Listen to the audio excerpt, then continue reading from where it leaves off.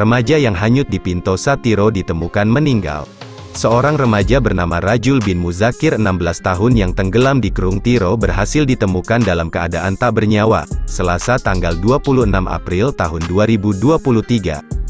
Korban adalah warga Gampong Dayakumba, Kecamatan Mutiara Timur itu, hilang terseret arus saat sedang mandi bersama 3 temannya di kawasan wisata irigasi Pinto Satiro, sekitar pukul 13.30 waktu Indonesia Barat, Senin tanggal 24 April tahun 2023. Kepala Operasi Basarnas Banda Aceh Fatur mengatakan, korban ditemukan oleh tim SAR gabungan di radius 500 meter dari titik lokasi kejadian.